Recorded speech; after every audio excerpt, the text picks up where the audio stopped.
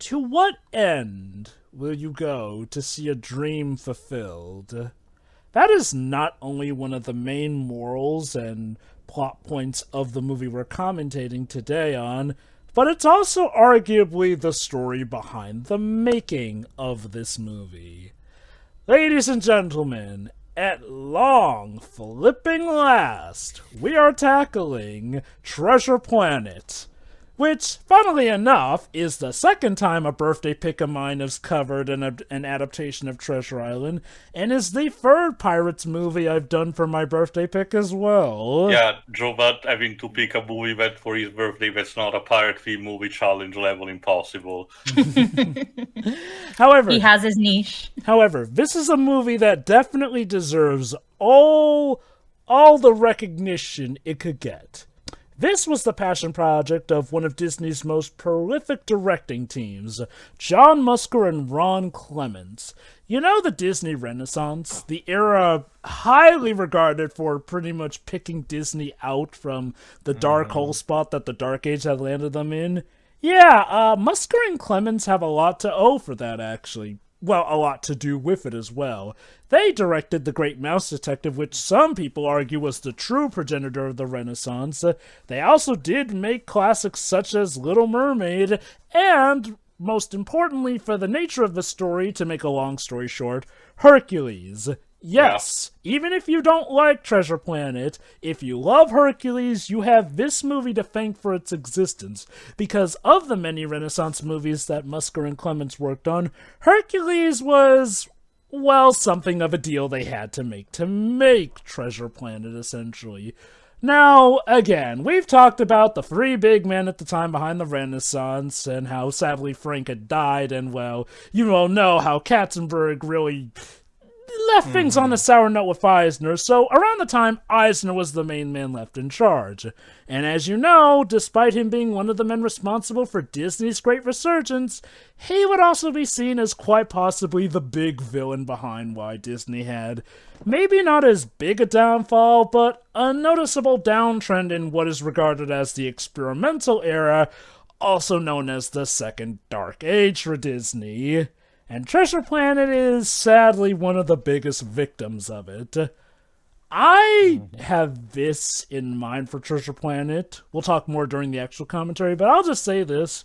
Treasure Planet is possibly a victim of timing in every sense. I don't just mean the fact that Disney pitted it up against flipping Harry Potter without really marketing it as well as they could. Well, that certainly didn't help because, the picture is you had already two commercial, not very strong movies or potentially flops with Fantasia 2000 and Atlantis. I don't remember how much Dinosaur did. But Dinosaur, I believe, actually did financially well, but even still... The point is, for your next big 2D animated project, and then, Ronnie from accounting barges in and said, hey, let's try to put this against Harry Potter. That can only go well. Disney would make this mistake again. I know, okay, the thing is, the Renaissance era brought Disney back on top.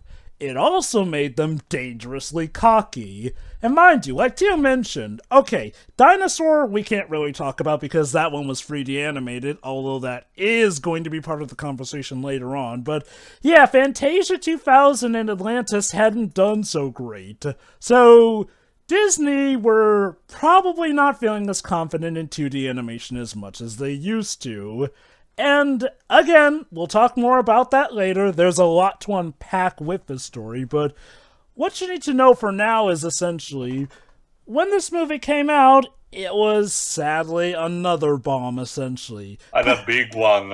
Apparently, if I remember correctly, this is actually effectively what ultimately at least started giving the coup de grace to traditional 2D animated Disney stuff. For as much as we do love to blame Home on the Range for it, sadly, at best, if Home on the Range had actually been good, that might have saved things. And don't get me wrong, Home on the Range being as bad as it was definitely was the final nail in the coffin, but unfortunately, Treasure Planet failing was what set Disney on the idea of, well, hey, maybe 3D animation really is the way to go. Which gave us Chicken Little. Hooray! God damn it. But, you know, let us not just focus on the negatives, though. Yeah, how about the movie itself, actually? The movie itself has gone through something of an interesting period, whereas when it first came out, yeah, reception was more positive than negative. However, quickly enough, people started to sour on it.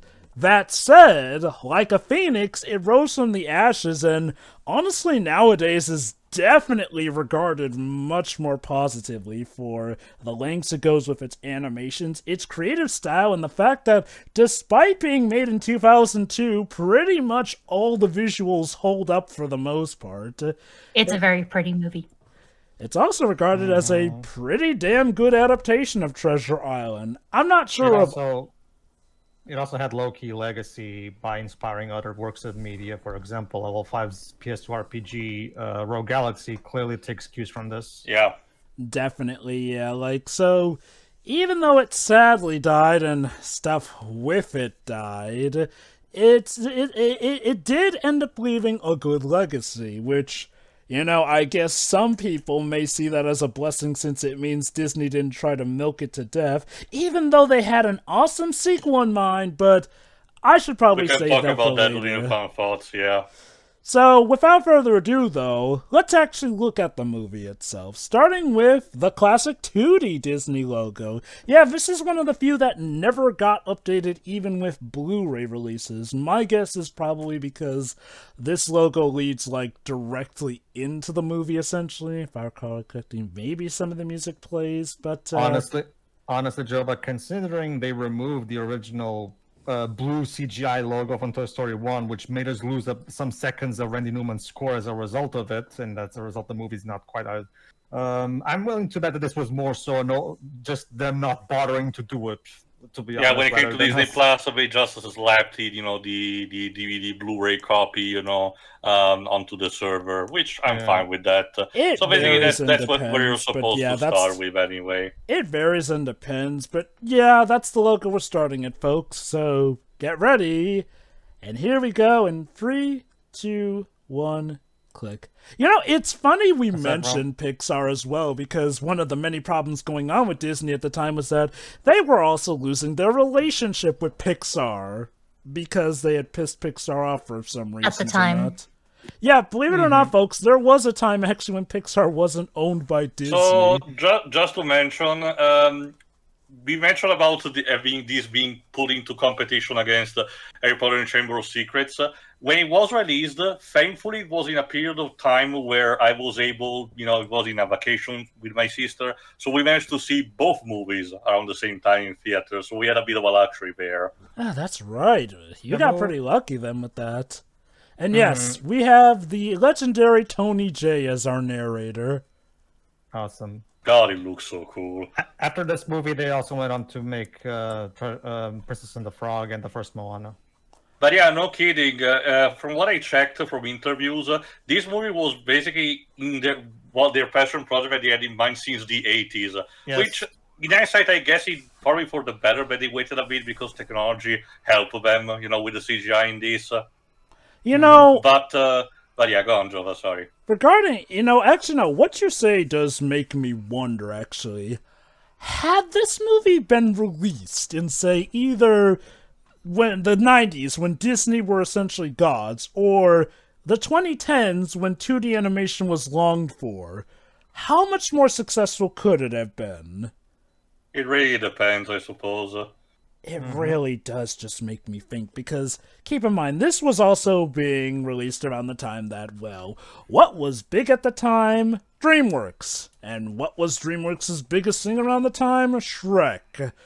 Like, if Disney... And that one was a game changer for everything.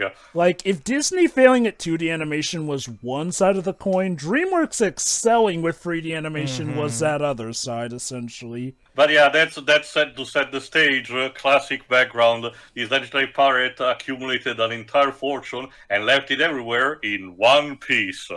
Oh wait, wrong franchise. You know, I wonder if One Piece was kind of inspired by Treasure Island now that you mention it. Well, okay, it started a few years before this actually in Japan, so No, not really. It's Treasure Island, the concept. Oh yeah, the classic. Oh yeah, that one is definitely. I'm pretty sure. I mean, Treasure Island is regarded by a lot of people as the definitive pirate story. No, you know, instead what was in competition with this, you know, as it was custom at the time, that someone was basically doing corporate espionage with Disney and trying to make a carbon copy movie based on what they were doing at the time. Fox with Titan A instead, and what was the result? Both movies bombed, unfortunately. I mean, I have not yet seen Titan AE, but I'm curious. You should. It's actually one of my favorite new movies that Don Bluth did post the 80s. It's okay, but this one I'll argue it's a better movie. Obviously. For starters, the CGI is better. Like, I still like Titan A, but God, the CGI in that one is awful these days. Yeah, again, that's one cool thing about this movie. Also, Stitch plushie, I noticed. Yeah, cute. But it was a few years before Stitch, so... You know, actually, recursive marketing. I wonder if this movie got much merchandising back in the day. Fun fact: there were Toy Meals commercials in my country for tie-in. Oh, I definitely remember. 12 years later, and Jimmy's your average teenager, and since when I watched, also, same clouds as Hercules. When I watched this, I was like between 12 years old at max. So as you can imagine, this teenage version of Jim Hawkins incredibly resonated with me. Oh, he resonated with a lot of teens. Mind you, not necessarily for his family status, for different reasons, but yeah, this is cool as shit. It really is. I remember as a kid, we all tried to do this in the skate park, essentially. It's also a good way to showcase how he's kind of a wild canon in this version of the story. And you see, Final Fantasy X, you can have your main character being a jock and still be intelligent. Oh yeah, and also, gotta say, the soundtrack to this movie, absolutely wonderful. It marries literal rock along with an orchestra. Yeah, Jason Howard did it. He actually would not... at the time, he was... M. Night Shyamalan's John Williams at the time, and this was for a long time. This was his only Disney score until Raya and the Last Dragon, where he came back to do the score for that one. Wow. So yeah, grown up Jim is played by Robin himself, Joseph Gordon-Levitt. Yeah, Joseph Gordon-Levitt. And this is Dr. Doppler, played by David Hyde Pierce. Now, Doppler here is meant to be a combination of Dr. Livesey and Squire Trelawney from Treasure Island. And yes, for those who may remember the name Dr. Livesey, yes, that is the guy from that Russian Treasure Island adaptation with the Livesey walk meme.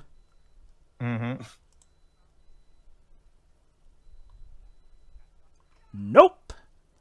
Jesus. Her tongue's just signed. Yeah, this is, shall we say, a future/past version of the lore. Classic steampunk stuff. It's a sci-fi steampunk take on the story. Yeah. I'm also going to... Oh, go on. Sorry. From what I understand, the idea behind this is, hey, how would Robert Louis Stevens' time era have imagined space travel would be? With ships in space. Yes, you're right. I'm going to take the Doctor saying that particular phrase as a little bit of foreshadowing on his part. Also, what's worse than regular police, the robo-police? So, jeez. But yeah, another thing that is noticeable outside of usually the setting and a couple of minor liberties that will be noticeable later, in particular in the climax, the story in itself is actually possibly one of the more accurate ones.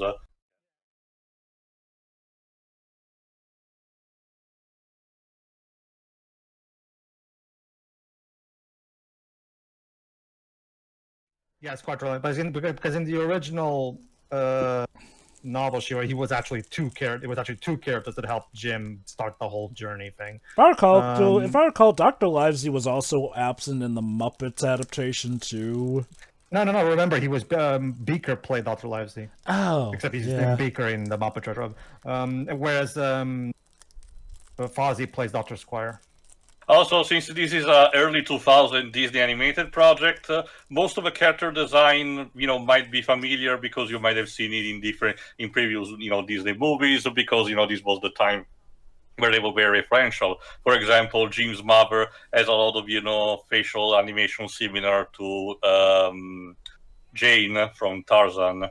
Oh yeah, Cute. it's some animators. We will some get artists, we will get a shot also later of Jim that's almost identical to instead of the kid in Rescuers Down Under. Mm-hmm. I guess one thing that is different is that if I recall correctly, Jim's like often an orphan in Treasure Island. Yeah, well, Yes. That's the thing, Joe.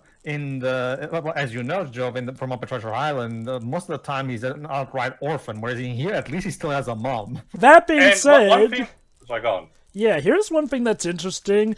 For once in a Disney project, no dead parent, but divorce. Which Yep. I can imagine also related to a lot of kids watching the movie in theaters instead, because And the most of it mom- was not explored And that much. and the fun thing is, the mom will survive this movie. Amazingly so. Ye gods. But yeah, I think that the book usually did is that Jim, despite having the adventurous type of personality, is the fact that he's troubled adolescent was not explored that much. So this movie takes a bit of liberty to explore also that. Also, from what I've seen, this character apparently that was the actor / voice actor's last role. Let me check. Yeah, Patrick McGoohan. Billy Bones.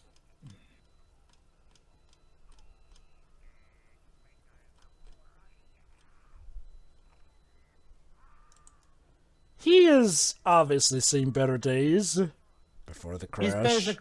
Of all the characters from the novel, he's probably one of the few that is given kind of a short stick. Because Yeah, in the book he survives a bit more and then gets killed by the blind guy, which is not present in this. Blind Pew, yeah. But it's Cute. no, Billy Bones. Billy Bones is a regular at the establishment where Jim works, and they're kind of friends, and that's why Billy Bones entrusts Jim with the treasure map, right? In here, you can tell they wanted to get straight into the meat of things, so they kind of diminished Billy Bones' role, but that's okay. He's not meant to be that big a character anyway.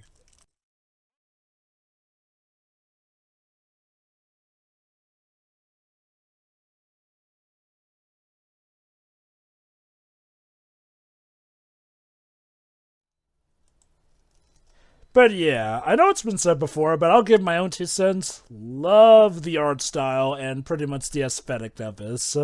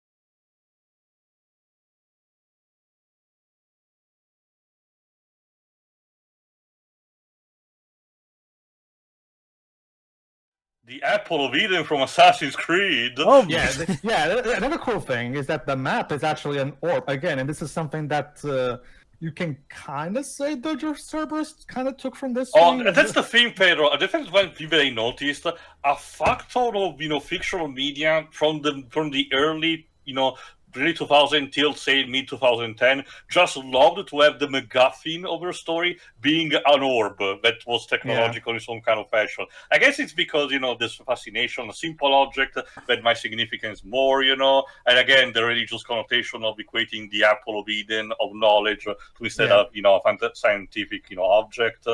Yeah, the map is kind of a Rubik's Cube type of thing, and he's the one who solves it. I love that bit with Doppler saying, it could take me years to figure out, hey. Like the Millennium Puzzle. Yeah, like the Millennium Puzzle.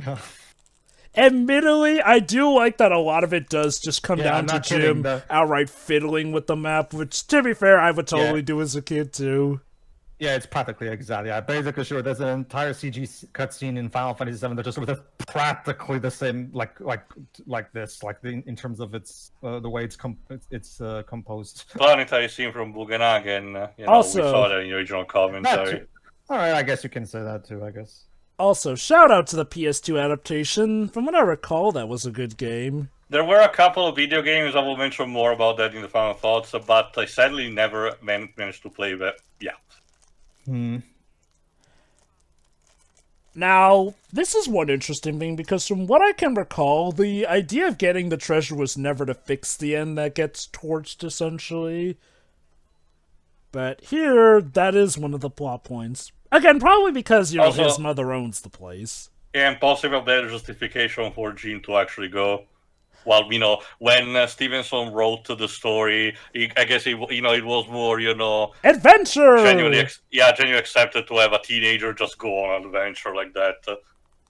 Kind of like with Pokemon, there's a bit of suspension of disbelief when you have your 10-year-old, go hunting creatures.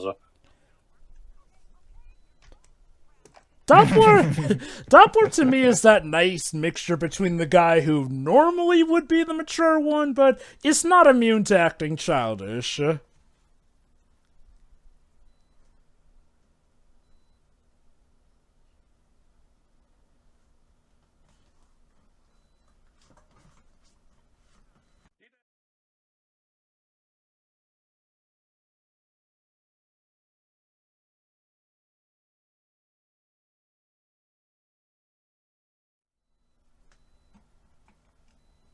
One thing I never get is, I get the mom's worried about Jim, but, why don't you just go with him if you're that worried?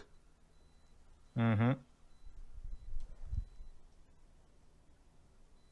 You remember that weird part where Disney were actually making some canon lore for their movies and saying that, oh, the ship that Anna and Elsa's mother and father sank, that's the ship in Little Mermaid, or some stuff also tying stuff to Tarzan. No, it was the one in Tarzan. Yeah, we wanted to tie that to Tarzan. I wonder, if they still regarded Treasure Planet, do you think they would have said that Jim and his mom were descendants of Tarzan, given the genetics? The thing is that, okay, even if it doesn't specifically says where they are, they do mention specifically, real universes, places like the Magellanic Clouds, for example. So they're still operating on a geographical level, to what the charts that we normally use.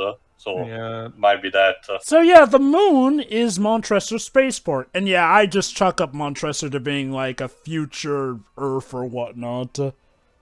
Basically. Again, it's just like the port where he meets Squire Trelawney and shows him the map. But again, in this version, we already have Dr. Doppler for that. Mm-hmm. Would you say this is your favorite? I want to mention something, because like Theo said, this is a pretty faithful adaptation, all things considered, despite its changes. And yes, the mom was also a thing in the original novel, so I wanted to clarify that. But there are plenty of adaptations where he's a flat-out orphan without no parents, like the Muppet Treasure Island adaptation. You were asking me. I like would you say this is your favorite take on the Treasure Island?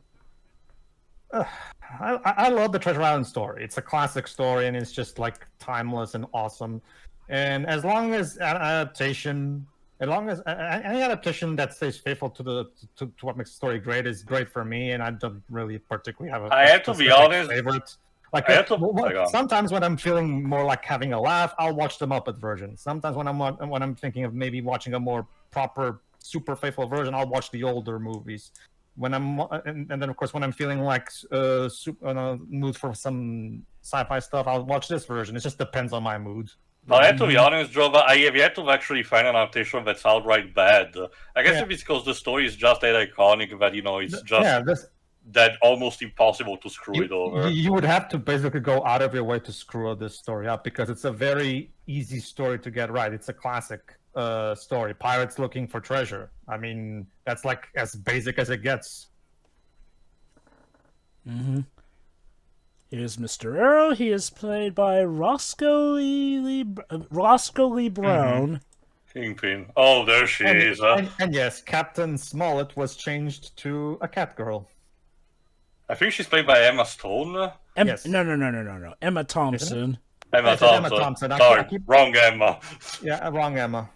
Hi, Queen. I think Emma Stone. Yes. Shira, detecting some bias in your statement. No, what could possibly give that away?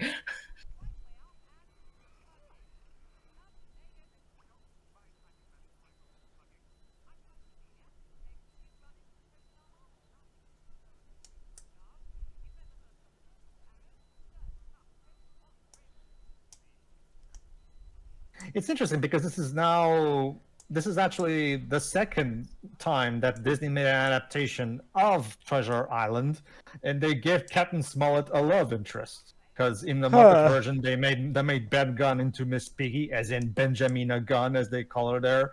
And obviously it's Piggy and Kermit, obviously they get together, right? Whereas in here, they reverse her gender and even give her a love interest and everything. So that's kind of interesting that this is a common thing. Not even the first gender bend in the story when you get down to it. Since, yeah.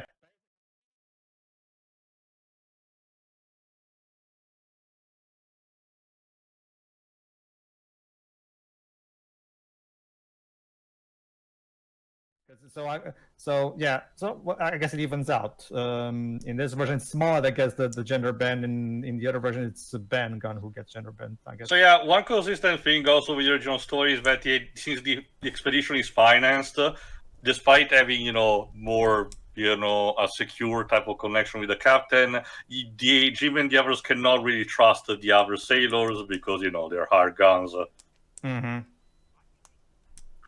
What I do like about her is that while she does absolutely sass the hell out of him, she is actually being respectable, all things considered.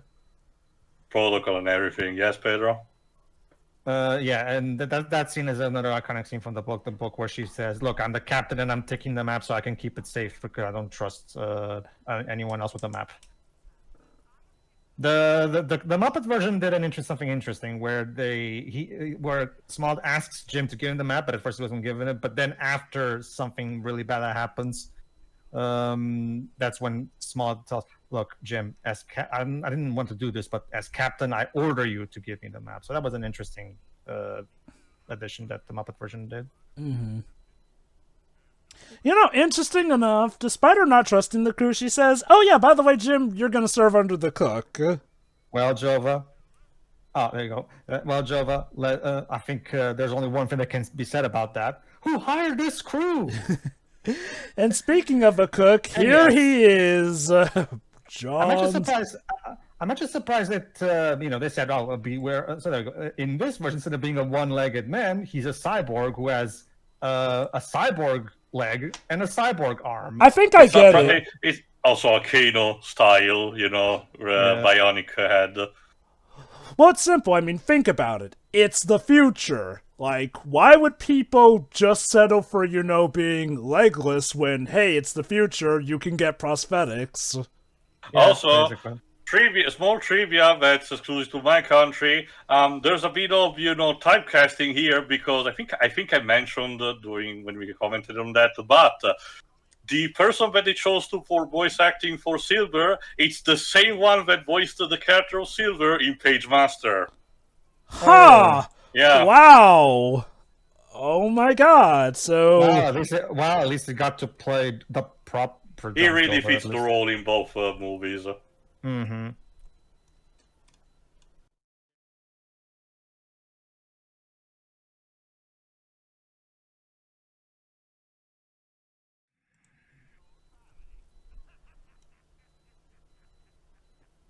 Hilarious. But yeah, no, the lengths that they went with the animation for his cyborg parts are incredible. It's a bit of cell shading mixed with some, with some CG, but still hand-drawn animation in and of itself. Also, instead of having, the classic parrot on the shoulder here, the companion animal is replaced by this fucking thing, this blob. Well, Yeah. the Muppet version had a freaking lobster. So So yeah, he's, well, a morph. yep.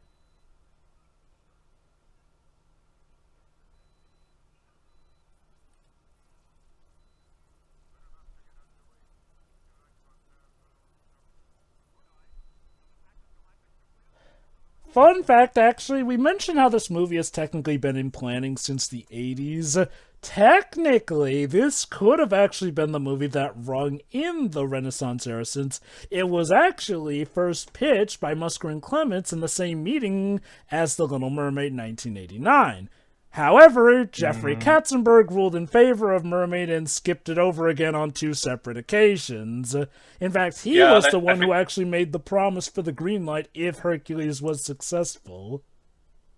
Yeah, it was the one for you, one for me type of rule that they applied. Which is ironic, because if I recall correctly, by the time this movie actually did see the light of day, he was ousted from the company. Just goes to show, how much damage can one person do. Yeah. Like, I attribute the success partially to Katzenberg, but I won't deny, man was an asshole, did create a lot of problems for them. Nearly permanently destroyed their relationship with Robin Williams after that stunt he pulled with Aladdin.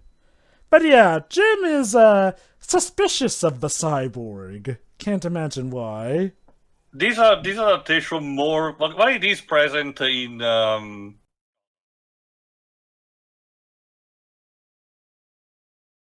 while a lot of the adaptations still tend to focusing on this adaptation more than anything else tries to focus on the bond between Silver and Jim, and specifically the fact that in this adaptation his father walked away. Of course, telegraphs a lot the fact that he forms a bond with Silver almost as a father figure to him. Well, that's This- also part of the original story. True, but I argue in the others it's not as prevalent as possible. There's more the focus of Jim wanting to go to the adventure rather than finding, a replacement for his family. I do I agree mean, that... one of the big reasons why Long John Silver is one of the all-time great pirate characters is because of the complexities of his character. I will agree with you, though, that this is definitely the version that focuses the most on his and Jim's relationship. Ron and John knew that that's where the heart was. Fun fact, this was actually the first ever PG movie I got to see as in theaters.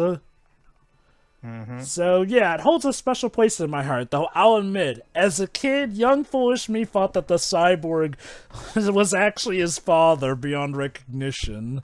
That would have been crazy. I mean, the thing that completely elevates this story to be incredibly relatable is not just, of course, the fact, Jim's background, but also his complicated relationship with Long John Silver. Speaking We'll of talk about more as it goes storytelling, along. there's a lot of good visual storytelling in just the launching of the ship to show how things Yeah. work, essentially. We got Basically, artificial yeah. gravity, The thrusters. solar wind, solar flare veils, I think they're called. Get this, Shiroi.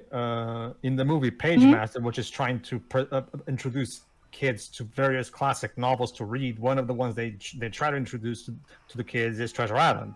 Here's what they do: Okay. they show Long John Silver, they show him acting as a pirate, and that's it. They don't For explain like to 10, 15 minutes. that's it. That's all they do. They just have him do arg matey things, but they don't explain about Jim Hawkins is not even mentioned in that. You can say You'd Sorry, think a movie that's trying to convince kids to read Treasure Island would talk about the main emotional hook that makes, not to mention what makes Long John Silver a cool character, but no, they just have him act like a pirate for 10 minutes. I mean, and then you can kind of tell they were trying to have the protagonist, Macaulay Culkin's character, trying to be a surrogate for Jim, but as you said, it doesn't work the same.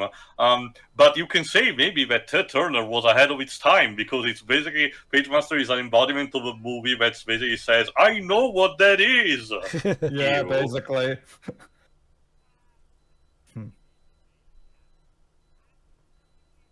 So anyway, I mentioned about the trivia for my version of Drunk John Silver. Who's actually his voice for the English dub?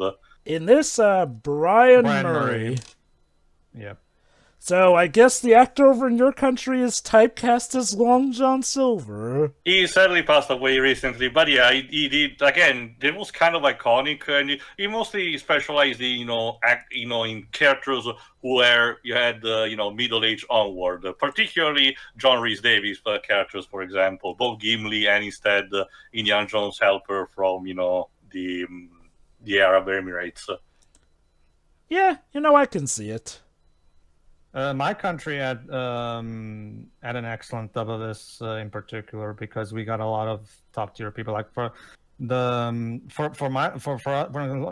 John Silver in my country, they got the same actor who's played a shit ton of roles in Disney movies. Like he played Potato Head in the Toy Story movies. He played he also did Hercules. Mm-hmm. Not the character Hercules. Yeah, the movie. Yeah, weirdo. Oh boy, this guy, believe it or not, this guy actually had a book counterpart too. Jim actually forms a sort of a rivalry with one of the sailors, which comes into play towards the final beats of a book. Yes, Israel Hands, at least as he was known in the original. Here, yeah, I think it's called Scopes, I think. Okay. Played by Michael Wincott.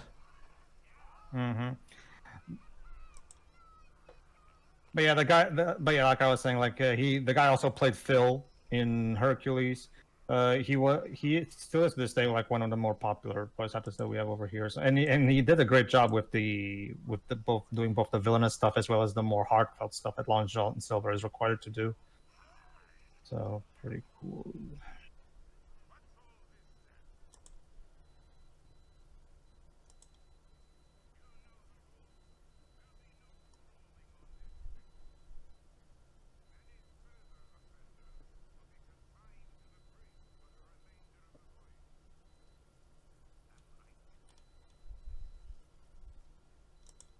You might remember how in Muppet Treasure Island, this scene was actually the pirates torturing Gonzo and Rizzo instead of Jim.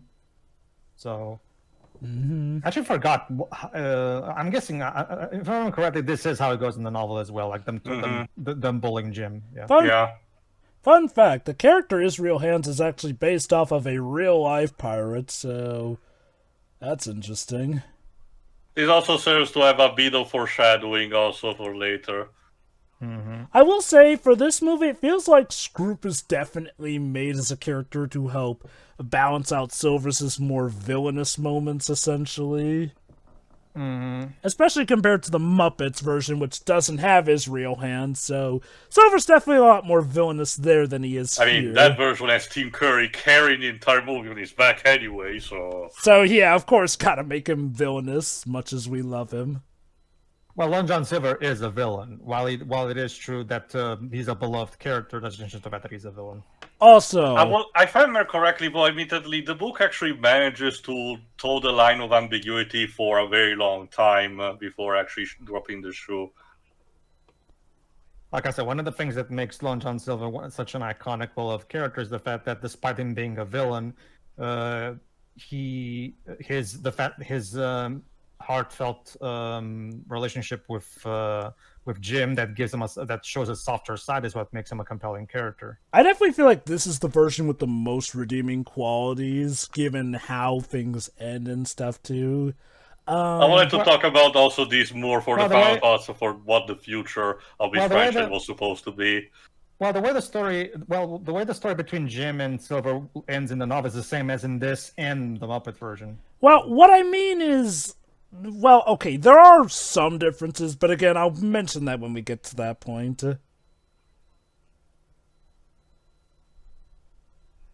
That said, since we were talking about some recycled character designs here, I feel like Silver is meant to be sort of a pastiche of Sykes from Oliver and Company.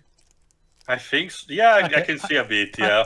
I barely remember what he looks like. Oliver and Company is a very forgettable movie to begin with. It's incredibly forgettable. Basically, I'm talking about the guy specifically. I remember the movie. The only thing that everyone, I cannot speak for everyone, but I guess the only thing that really memorable about the movie is the fact that the villain gets invested by a train. With sparks and everything, and so do his dogs, actually. Yes.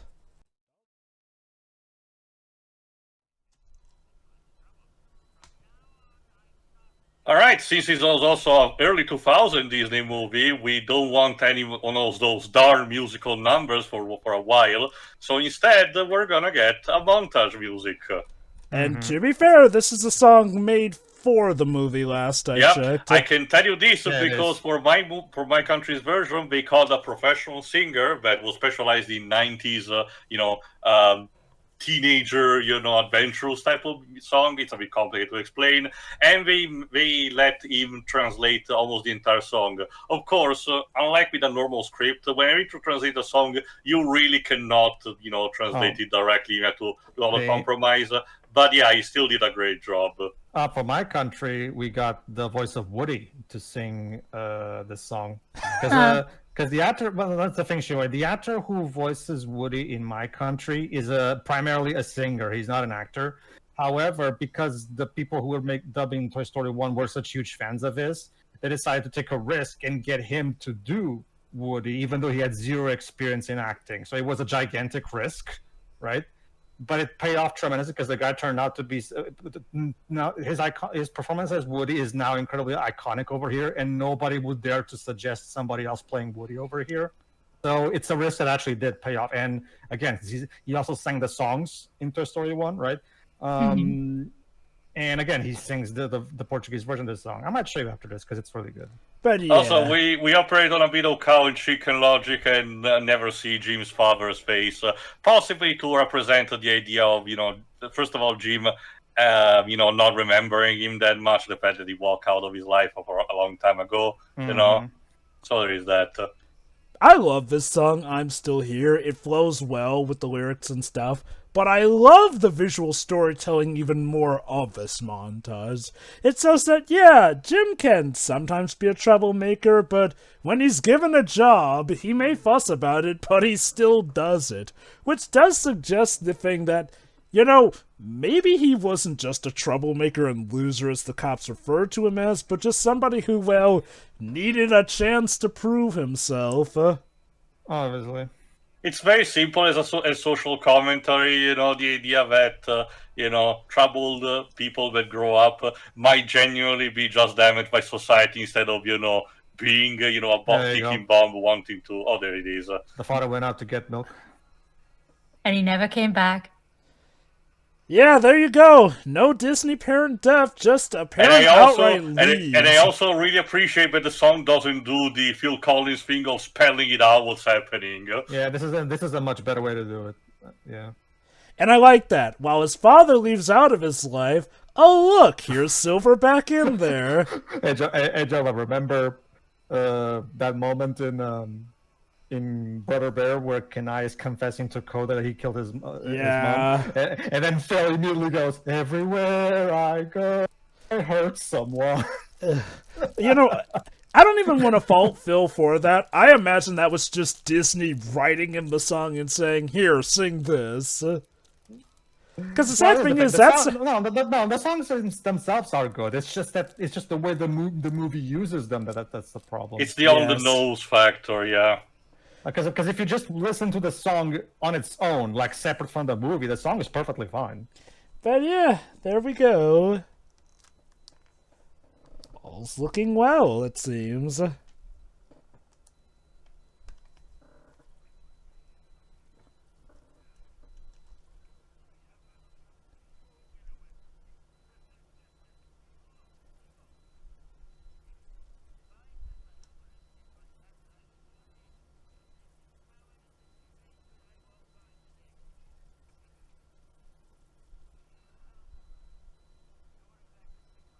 I see Morph in this movie as definitely a progenitor of what people could do with CGI, essentially. Like, Morph's mainly 2D animated, but I definitely get a sense of CGI with how he morphs. Yeah. I'm reading a wiki from my country for this movie too, and the guy that I just described, he also, just like yours, also did the lyrical translation and stuff. I get it. Yeah, maybe that was a mandate from Disney in general to the different countries. Like get yourself a person that your desire, but keep the song as it is. Just change the lyrics if you have to. Oh, sure. It makes sense given how poignant the song is to the narrative. Even though the lyrics are not doing the Phil Collins thing of just being on the nose, the lyrics still have to still reflect Jim's character arc. So. So it can't just be random lyrics. It has to somehow connect to the movie itself. So yeah, in this version, Silver lost his, well, not just his leg this time, but also an arm chasing and part of his face.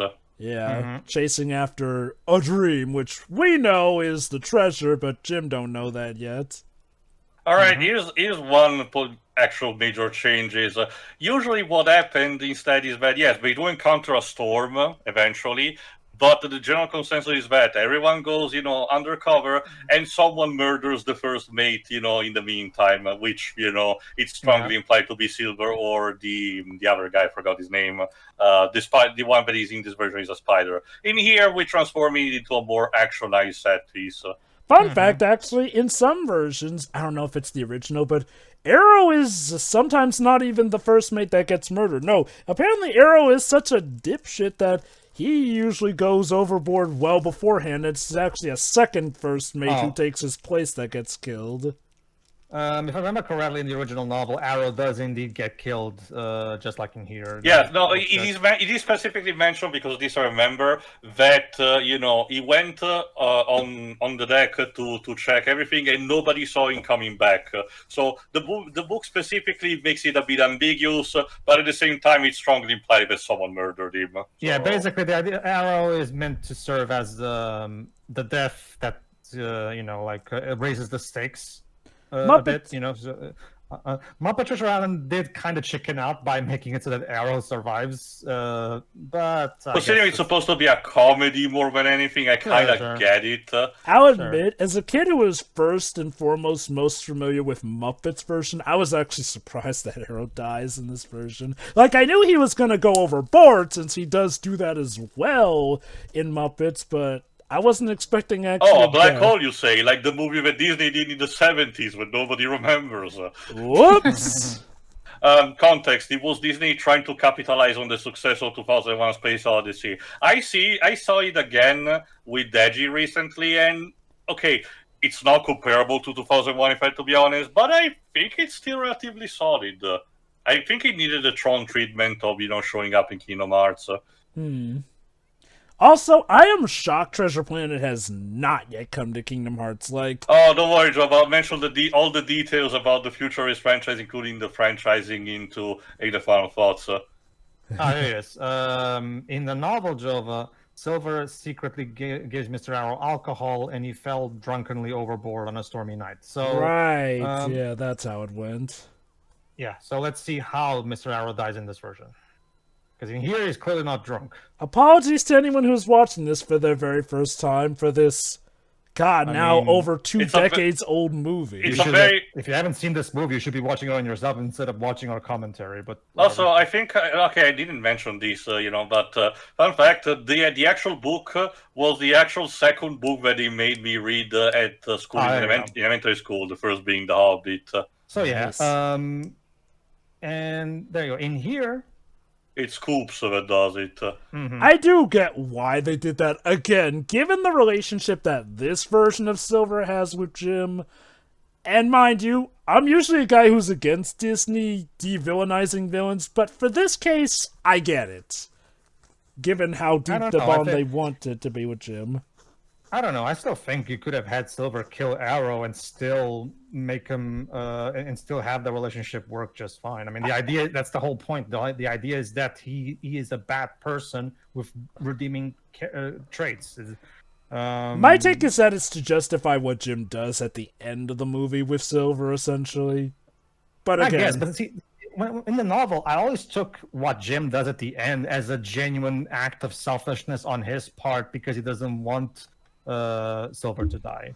That's how I always took it, and I felt like it was a nice, great moment of character imperfection for Jim as well. That's me personally, I could get that. I also get why they didn't do it here, though, given how part of Jim's character arc is, learning to also man up or something, so him going against that at the end probably would have hurt the message. Again, that is my personal take on things, and I'll say this, it's a take on Silver, so I'm more okay with it. Oh, this moment. But yeah, it seems that Jim did a very good job securing the lines. Right?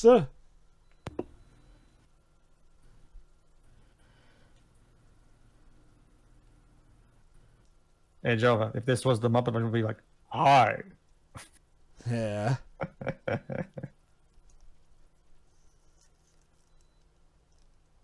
You suck.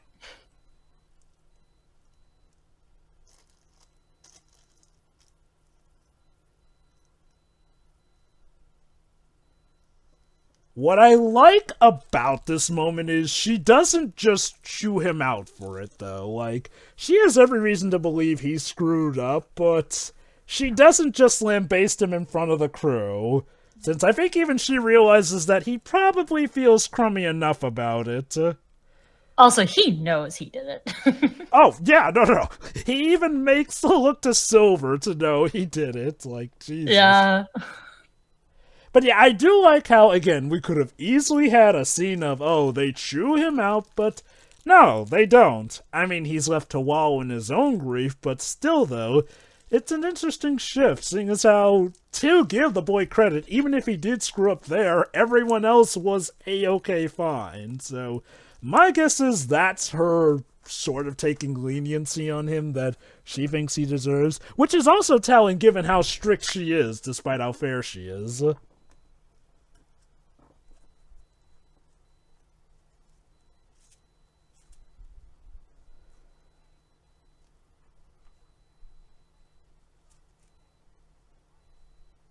And yeah, as you can imagine, Jim is not taking this well.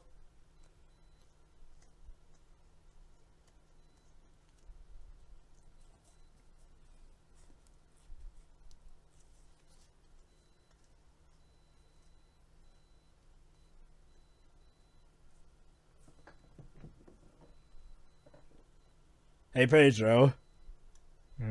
How messed up would it be if Silver had actually killed Earl, and in this case, he's trying to actually cheer Jim up for something he flipping did? Well, in the novel, that's kind of the point. In the novel, he struggles with his desire to get the treasure, but at the same time, and of course, the fact that he's growing his kind of fatherly love for Jim. That's kind of the whole point. That being said, again, the novel did not actually have the death of the first mate being blamed on Jim. So again, this is more movie specific. Yeah. What I'm talking specifically about is how messed up would it have been if Silver killed Arrow, something that Jim gets blamed for. So Silver himself has to try and give him a pep talk. Again, you can definitely see a lesser. I can still see it working. If anything, I think it would have made the Silver even more interesting because again, the fact that he killed Arrow because of this desire for treasure, but then he feels sorry because Jim is the one that takes the blame. So it would be a nice duality for him. Keep in mind, this is more instead just not a power move, but taking advantage of the situation so that even in the book he's kind of made it clear that the sailors are working on their own, but they want to make sure that Jim and the captain, Sparcheroni and the doctor, will have less people that can oppose to them. Yep. Since despite the fact that they outnumber them, my guess is that they still want to lessen the odds against them as much as possible. My introduction to the Treasure Island story was neither of the two movies we keep bringing up. It was actually the actual book, specifically an illustrated version of the book that I read as a kid. So I read the original book. It has illustrations in it, unlike the original novel but it's still the same text. It's still the same script. Like I said, they made me actually read the original book in elementary school, so very early. But it was the second official, literature book that they made me read. Again, the first one was The Hobbit. Mm-hmm.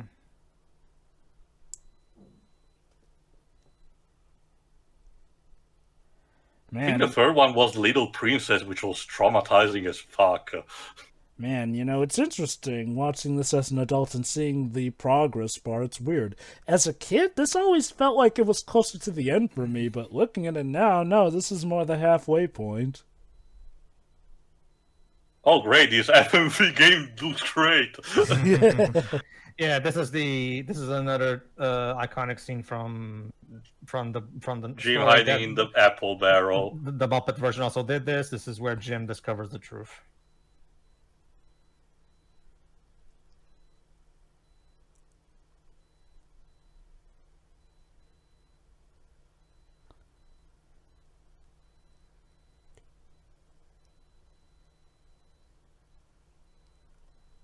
Also, yeah, it turns out that killing Arrow was against his Yeah. orders.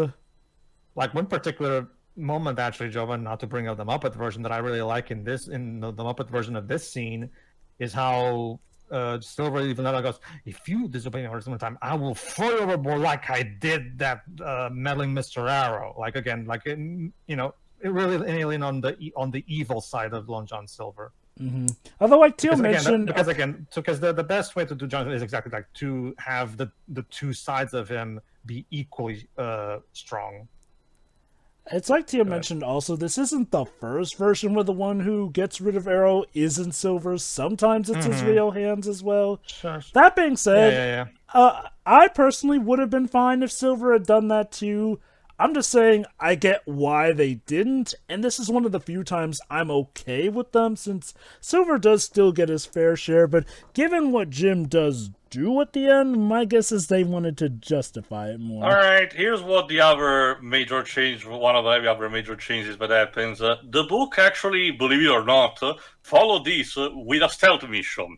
When they actually find land, they basically park the boat and start deciding in the course of what to do. Jim reveals the truth to the captain and everyone else, and they decide to quietly wait, I think, the night to use one of the smaller ships to actually go on the island of their own. In here, once again, we're trying to make things a bit more actionized and also to make things, not as smooth for Jim, because the book really has a lot of the set pieces going very smooth for Jim when you get down to it. By the way, fun trivia. You might find interesting. That's interesting. The book was written in the 19th century, and you can tell because guess what its original title was? Oh my god, if that was an organic knee, that would have been so bloody, Jim. Yes, Pedro. It was called The Sea Cook, as in silver, because he's a cook, right? But get this, The Sea Cook, a story for boys. Huh. Okay. I'm glad he went with Treasure Island as the final title. So yeah, instead now we have the mutiny happening, right on the deck. So Jim and the others will have to get out of the ship in a more frantic way. Yeah, Muppets and Treasure Island kind of had the mutiny happen too. It wasn't like present, but it did occur as well. Whereas, Thanks, Goro. Yeah, honestly, I really do wonder if there was a Mortal Kombat fan on board for that one. Wouldn't surprise me. Also, yes, I also see Men in Black. Yeah.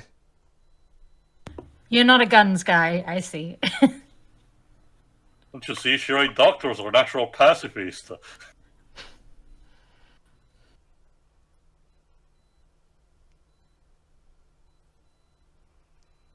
Have I mentioned how awesome the animations on his cyborg parts are? Mm-hmm. Mm-hmm.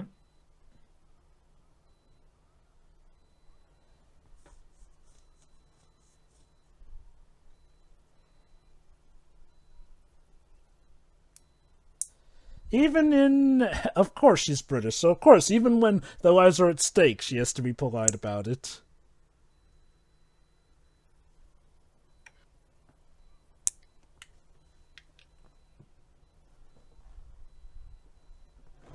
Piece of shit.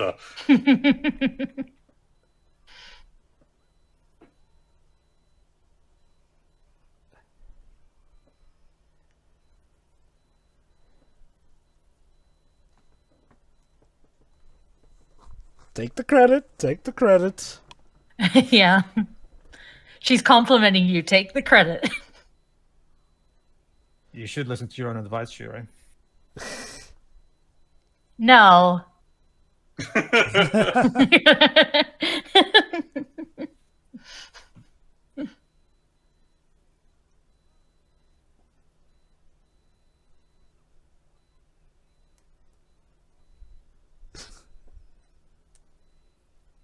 None of you get to have it. Screw you. Basically. You're stressing him out. And yeah, interesting touch also the fact that it is. And also the injury that the Jim inflicted to him actually paid off. Which means, like in the original, he'll have to walk with a cane for a bit. The Muppet version also did something similar to this at the end. When he's afraid of being denounced by Jim, he points a gun at Jim. But then, of course, nah, Jim, I could never hurt you.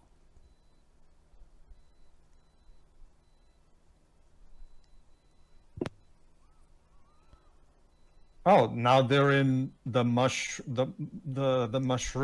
planet from Sonic 2. I know, right? I was thinking that too. And lo and behold, somewhere in here you can see Eggman screaming. Something about rock it's been a long time since I played. Isn't also the first level in Rystar mushroom themed? Kind of. And unfortunately, the captain is kind of out of commission for the rest of the movie. Yeah, that's kind of a shame considering how bad that she's been so far. Not some kind of bullshit. Like, I demand a recount. I do. It's not like she's not on screen. More few. Piece of shit. The thing is, she's too powerful, so everything would be too easy if she was like still able to do her thing. She probably could have soloed the whole crew at the top of her game. Exactly. So yeah, like the original, we're gonna have to do a bit of stealth from here. And find shelter.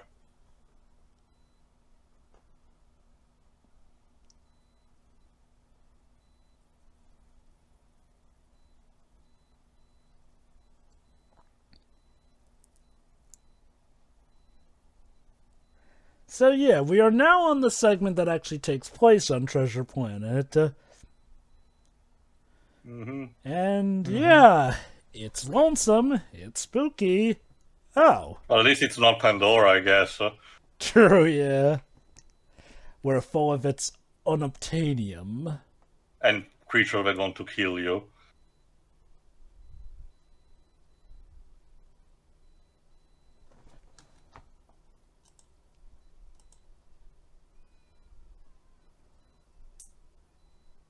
Oh hey, I guess we're missing some comedy relief. Specifically Martin Short. Because I think he was in almost every single comedy around this time.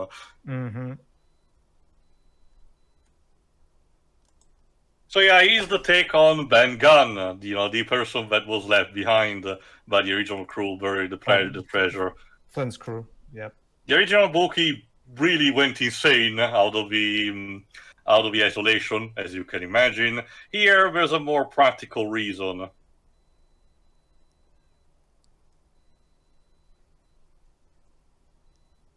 Get it? His name's an acronym.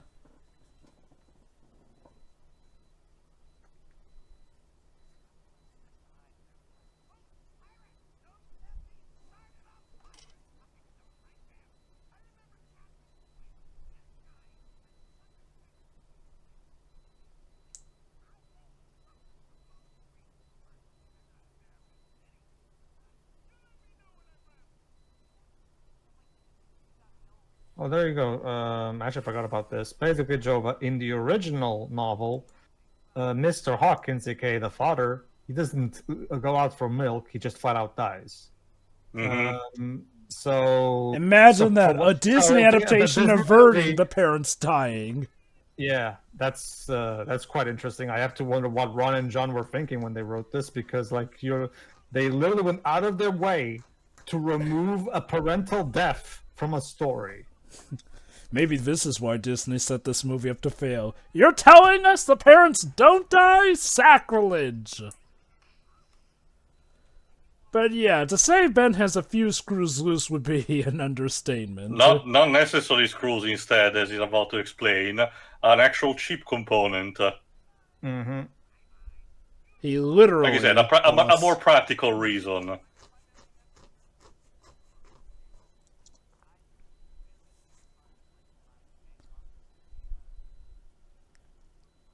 Now, Jim, he clearly has a mental issue going on. You can't just leave him in his time of need.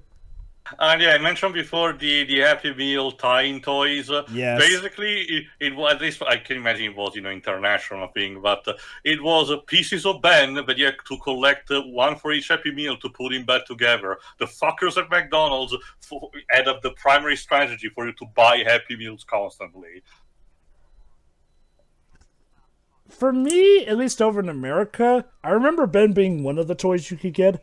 I also remember when they were actually giving CD-ROMs, which were parts of the Treasure Planet CD-ROM game. Those were mostly tie-ins to cereals instead for my country.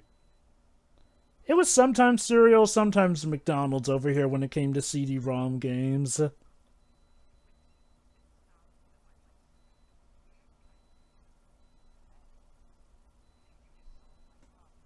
That worked out well. I mean, are you sure, Jim? It's a covered place, but it's right in the middle of a playing field.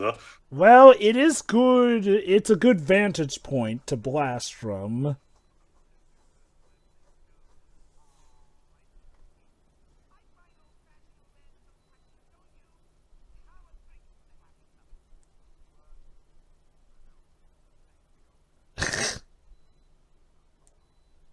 Totally not a couple with those bedroom eyes. Like, holy shit. But, guys, a cat and dog, it could never work out. Mass hysteria. Yeah. That goes against the established order. Wasn't this also around the same time the first Cats and Dogs movie was released? Yes. Yes, it was, actually.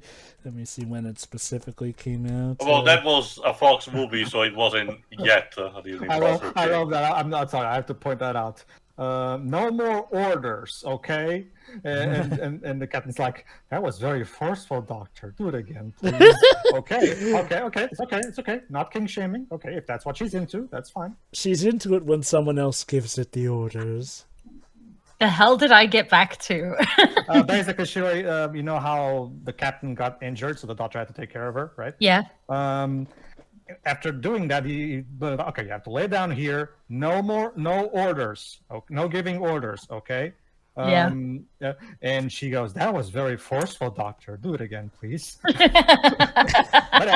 again, if that's what she's into, that's fine.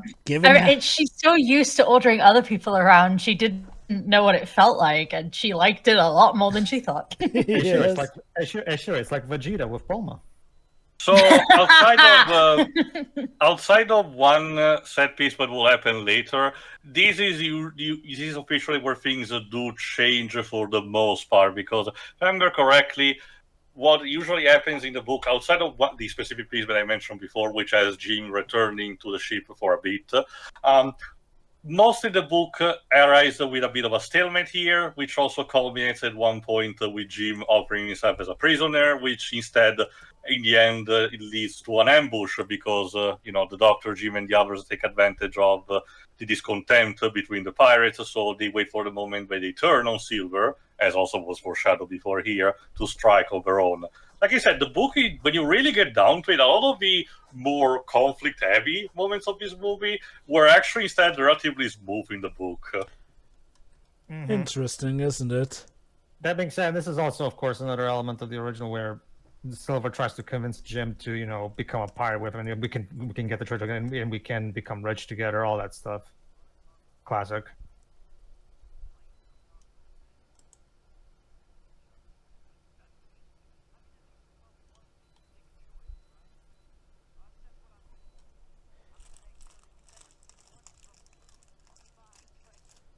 I guess doubloon is the futuristic term for doubloon. Yes.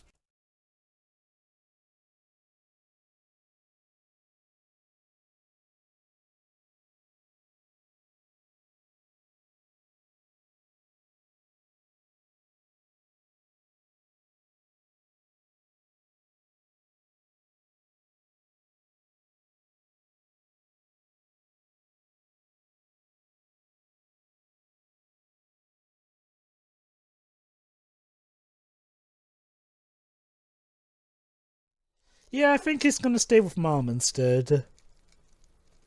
Messy divorce, that. Man, Jim doesn't have any luck with his parental figures, does he? No. No. Well, I guess there's technically Doppler if we can count him as one. This leads to kind of a fun type of moment, but I had to wait until the final thoughts because it requires the full context of a movie. Okay.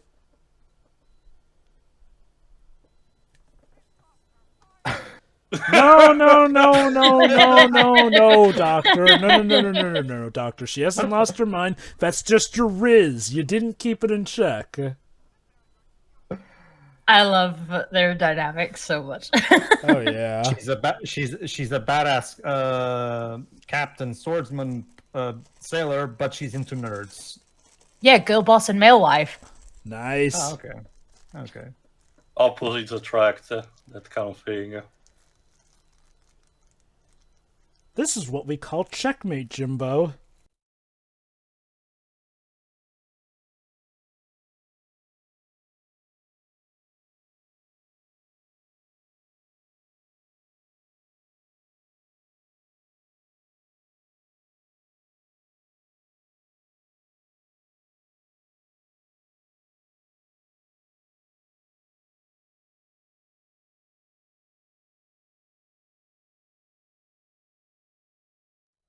So yeah, because this is supposed to be a proud planet and not an island, they take advantage of that and, have even the nerds being technological. Kind of like Cybertron when you get down to it. Yeah, I guess so. I know that this is where Flint kept all his treasure, but do you think they're trying to imply that Flint may have actually cybernetically created this planet around the treasure hoard? Might be possible. I don't remember, if it was very implied or not. Yeah, like he said, Titan he had instead a similar concept where the vessel that departed from Earth had the capacity to terraform, an entire nebula into a planet. I know that Harry Potter definitely didn't help, but do you think Titan AE coming out and being the way it was may have also have hurt Treasure Planet a bit too? No, Titan AE came after this. I think a few months, but I don't remember what was in competition. It still bombed big time on his own. Well, Titan AE came out in 2000, whereas before this, I forgot. Yeah. But it was the opposite. That's why I'm saying, Titan AE coming out and being the way it was, if that may have hurt Treasure Planet's plans somewhat. Also, I need a refresher because these I remember only in broad strokes. I know that like you said in the book, there is a sequence where Jim has to return to the ship, but I don't remember for what specific reason. He needs to get the map, of course, but I don't remember. Maybe to sabotage the cannons. I don't remember. That might be. In the Muppet version, they go back to the ship to commandeer the ship. To commandeer it. Let me see. And yeah, even in the book, he has the confrontation with this guy. Was that on the island, though, or on the ship when you returned? No, on the ship, book? because the ending is almost the equivalent of what's going to happen here. True, yeah. There's one definite difference to how it ends, but yeah. Which, apparently, from what I check on the Trivium TV tropes, apparently this was originally supposed to be different. They actually did change it back to this later in development. Interesting. Wow, that wouldn't surprise me given the development this movie apparently had was a bit tumultuous. I get the idea maybe one of the reasons why they stuck to, having the plot beats being fairly accurate was that, it took enough for the movie to be released. So they had all the time to prepare. There is an interesting deleted scene, but that's probably best saved for the end for me to mention too. Although, one thing that is different... Oh, yes? Basically, after a brief truce, the mutineers attack the stockade. The casualties on both sides of the battle. Jim makes his way to the Española and cuts the ship from its anchor, drifting it along the ebb tide. Oh, to relocate it. Okay, yeah. And that was probably when he kills Hans. Yes. Okay. I think it even happens what is about to happen instead. But hold on.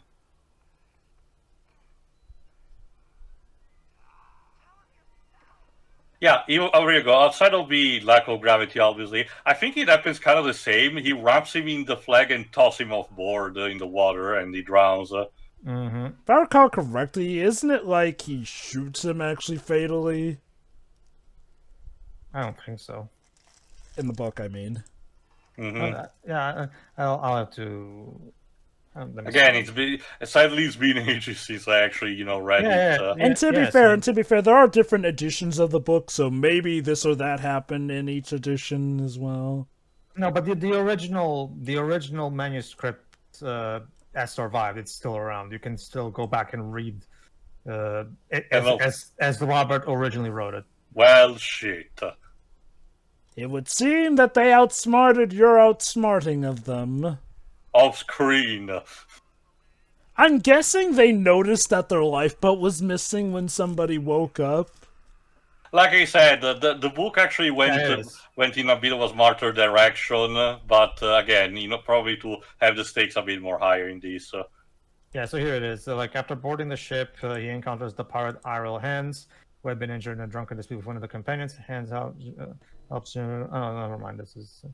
Yeah, then attempts to kill Jim with a knife, but Jim... Oh, never mind, Jovah's right, but Jim shoots him dead with 2 pistols. There you go. Okay, then. Well, still, the whole wrapping him in the pirate flag is a pretty neat way to go, especially since it's cathartic given how he also pushed Arrow overboard. It's arguably more gruesome because instead of just dying a quick death, he has to choke... the coldness of space, well, actually, that does make me wonder, given how space seems to work in this... Is it like he can't even die from oxygen starvation? He actually has to just starve altogether, assuming he can still breathe in space, but just... No, Jovah, we're not applying JoJo's Bizarre Adventure logic. I mean, you never know. To be fair, nobody seems to have to deal with the problem of, lack of air in space in this movie, so for all we know... Only when they're on the boat, apparently. Again, you can easily guess there's an artificial, atmosphere on board. Neither this movie nor Rogue Galaxy actually properly explain how the boats work. They just do. It's real cool at its finest. Yeah, basically, yeah. Also... I find it funny. It would have been very easy for them to just use a quick throwaway line to explain it. They have some explanation for other stuff like the artificial gravity, usage of solar flare wind, whales. Again, it's part of your suspension of disbelief. Mm-hmm.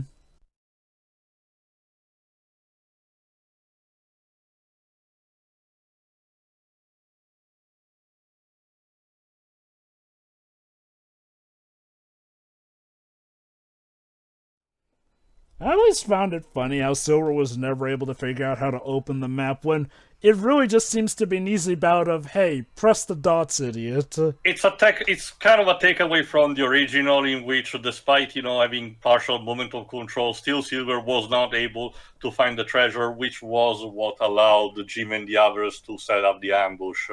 Mm-hmm.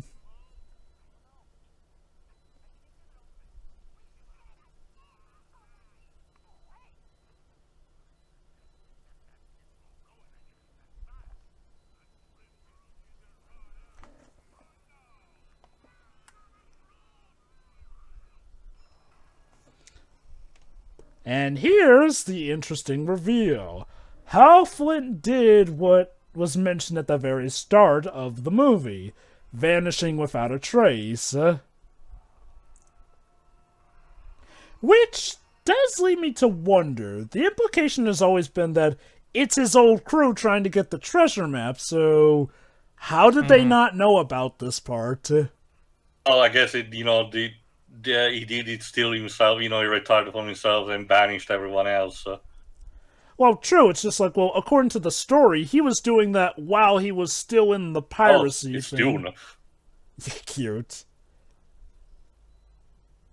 Normally in the story, it goes that Flint killed his whole crew when he first hid the treasure and returned alone. Yeah. The part of the crew that went to the island with him. Yeah, and the rest of the crew is composed of Silver and the others, so that's why they feel like the treasure is theirs by right, because they're Flint's crew. So. I'm guessing in this case, then, like, it must have been whenever he did go to the planet, it was with whatever else crew was there.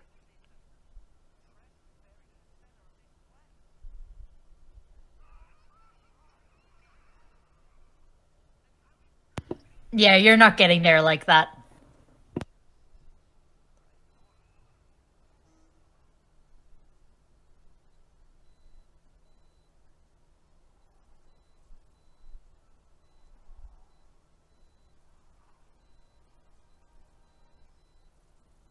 How you people did not notice that obvious trap. I'm sure it doesn't mean anything, don't worry. It's not even a hard one to get over. Just step over it. But yeah, here we are. You were too mesmerized to notice it. I'm guessing that's what Flint was hoping when he made that trap.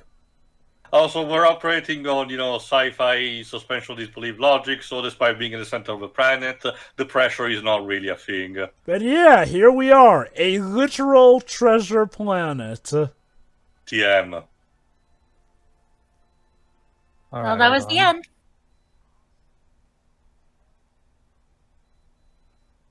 And there's the ship itself.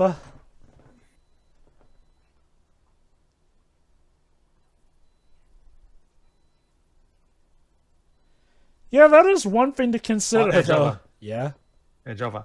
Love led us here, right back to where we belong. But seriously, I always find it funny how we're having a romantic ballad with Kermit and Piggy, and while they're singing, we see shots of Silver and the pirates rolling in money. Lord knows they loved it, all right. And that's what happened to Flint. I guess he went the way of One-Eyed Willie, I guess. Mm-hmm. He was so attracted to his treasure that he died with it. It's kind of similar to what turns out to happen to the pirates, to Avery in Uncharted 4. Well, he won't be needing those fingers anymore. Alright, time to jog back the memory.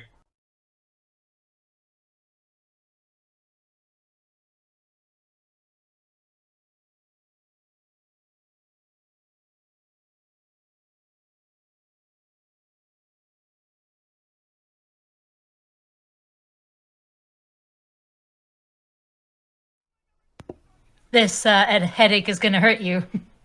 Not as much as that explosion's going to hurt everyone.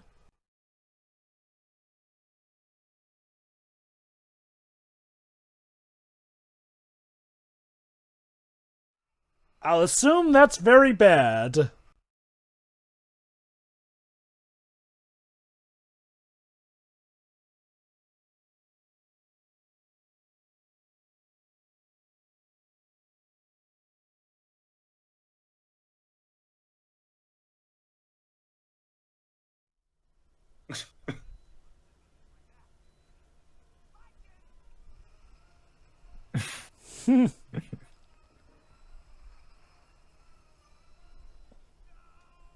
Well, there goes your life's work, Silver. That's the moral of the story. Look where you watch your step. Again, it's funny. All they had to do was just hop over the damn laser trap. Mm-hmm.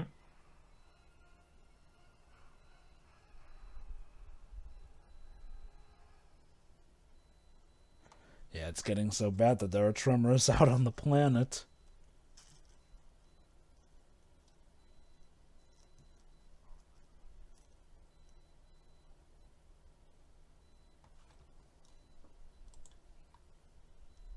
Aww.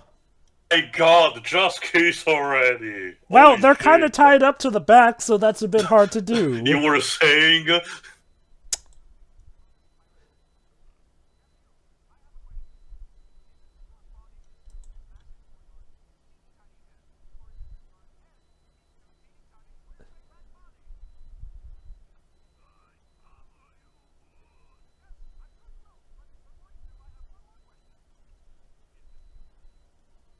Whoopsie.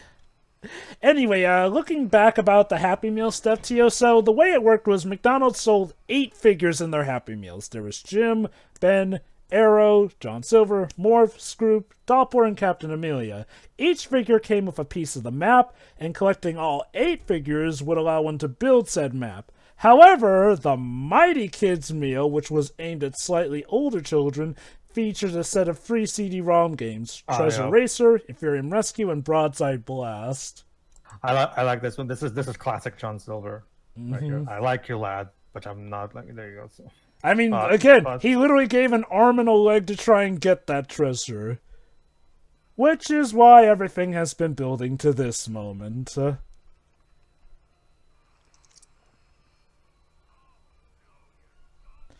Dude is so determined he's pulling an entire ship back.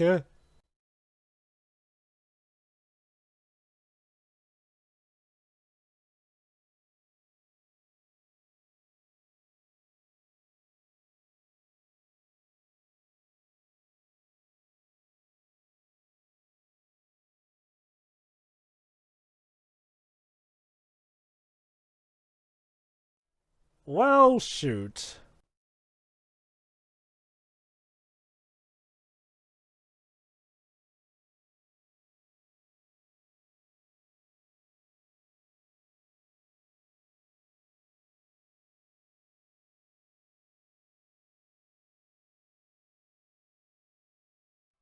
So there you go. That is one interesting difference of this from every other version. Silver never has to actually consider giving up the entire treasure to save Jim, but here he does. No, if anything, the book kind of, makes his role more dramatic and kind of a bit pathetic because, the rest of the other sailors mutiny against him. He gets ambushed by Jim and he doesn't even get to see the treasure. What happens is they get to the supposedly where the treasure chests are, but they're all empty because again Ben found the treasure, right? And that's where the pirates turn against Silver, but Silver stays behind and lets Jim escape. That's meant to be his save the cat moment. Mm-hmm. The one right? That's one of the things that actually was showcased in Page Master. Mm-hmm. Are you familiar with the save the cat technique in writing, Shiroi? Are you familiar with the save the cat technique in writing? No. Basically, Shiroi, you know how we just saw Silver give up the treasure for Jim? Yeah. That's what in writing we call the save the cat moment, where we show the character doing something noble to endear the audience to that character. So yeah, with unfortunately part of the engine's damaged, the ship can't leave the planet soon enough. It's I actually forgot why they use the save the cat words to describe the term. Let me see if I can find the origin of the term. Possibly with the kind of stereotype of the cat stuck on a tree, and having to rescue it being a classic act of heroism. Yeah, probably, yeah. Never tell me the odds. Literally a matter of seconds. So yeah, that's the other thing. We incorporated Jim's passion for, the surfboard at the beginning. Mm-hmm. It had a point aside from looking cool.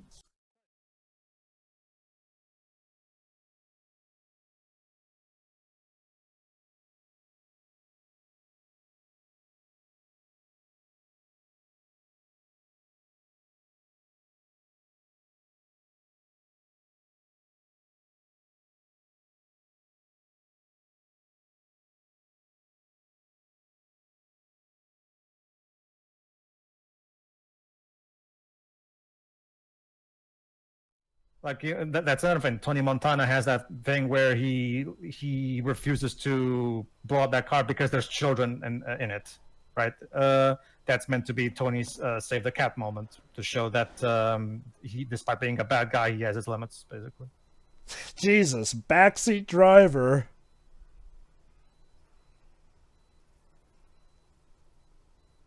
Well, shoot. Can anything go right today? Come on, lad, I gave up that treasure for you. Don't you go and die on me now. Time to use a bit of friction. Aha! Look at that, reincorporation.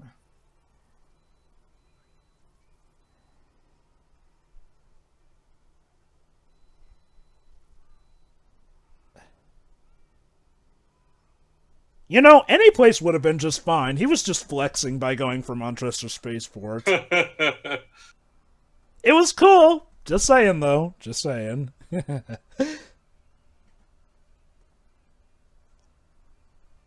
Hey, I guess they can say that they made it back home early.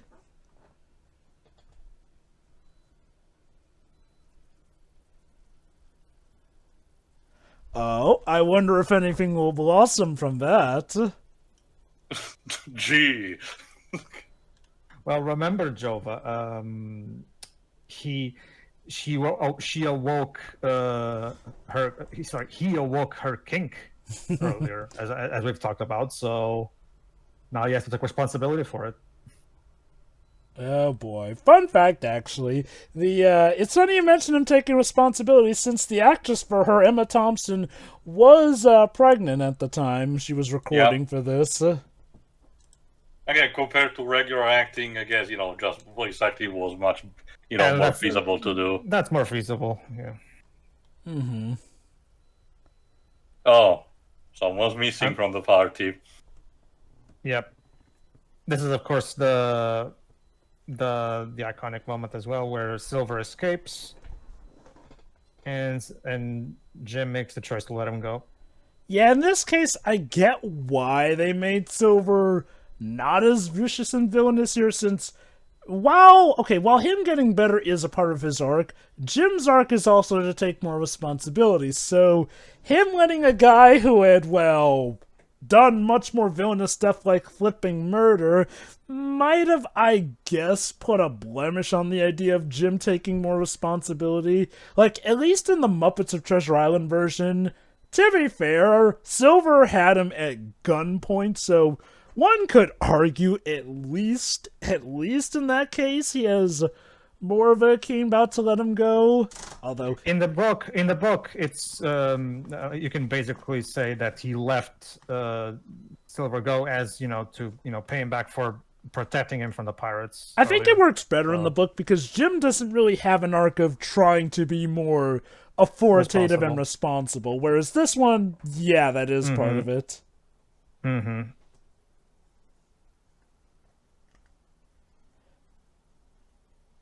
I do like, though, this arc that does show that, he even admits that had he offered this to him earlier, he probably would have just ran away from it all.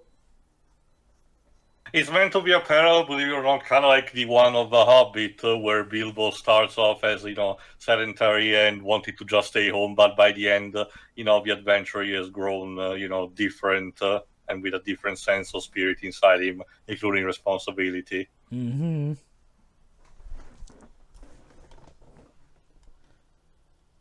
Sounds great for a potential sequel. About that.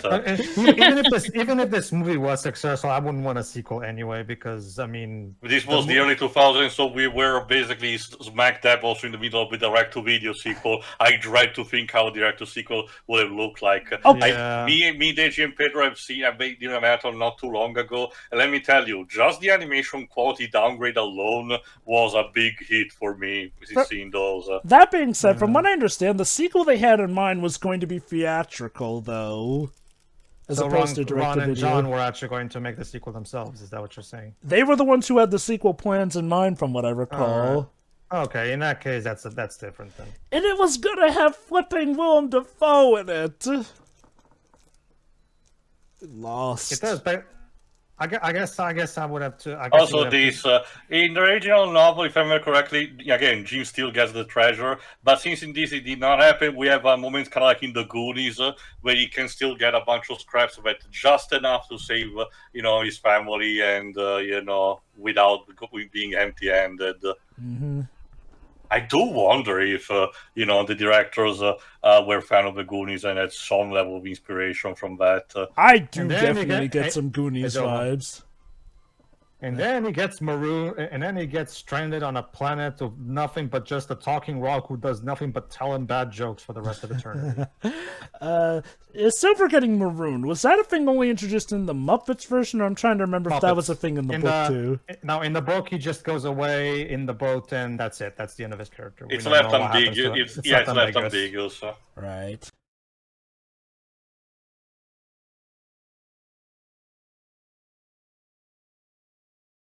So yes, a new inn, much bigger and better, was made. And there was much rejoicing. And now we have literally cats and dogs living together, mass hysteria. So we also do the whole Lady in the Tramp thing of having, three of the siblings being, based on the mother, and only one cursed based baby. on the father. So, fun fact about that, actually, there's a deleted scene. Originally, Dr. Doppler was going to end the movie as a Mr. Seahorse with Amelia. I get the idea they wanted to have a Futurama-style bit of comedy for that, but I get the idea that it might have felt too dissonant in terms of theming for the movie. Disney execs apparently nixed that idea pretty quick.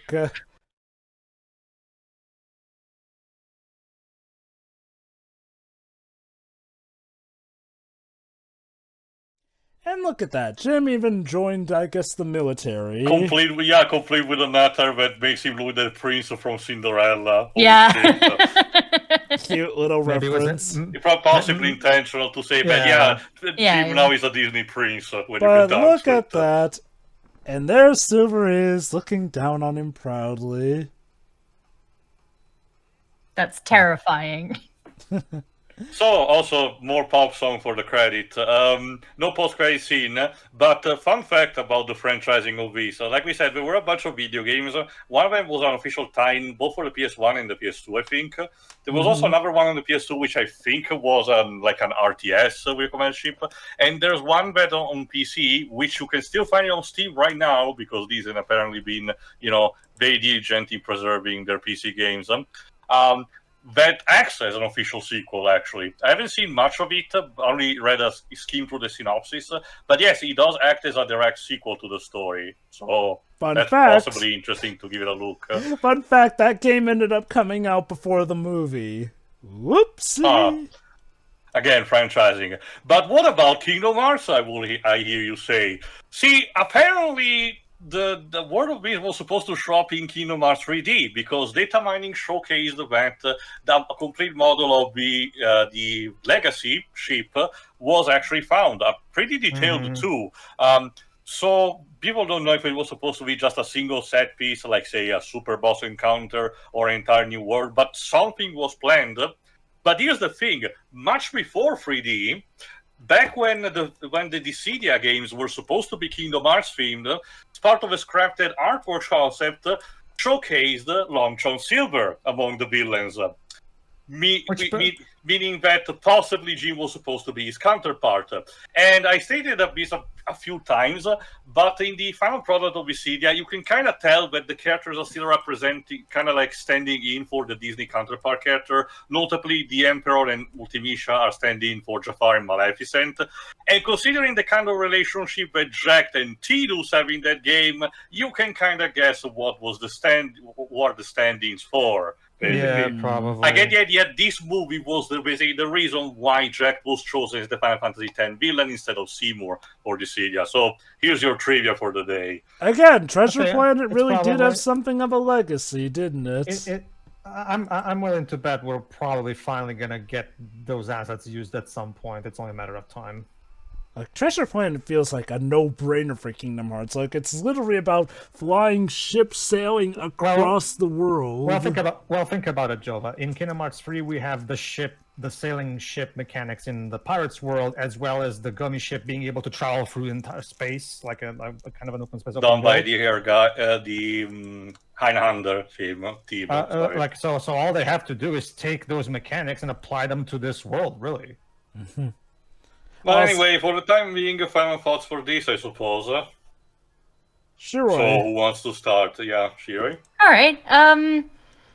Just a really good movie, I guess, and it's a shame it got done the way it did.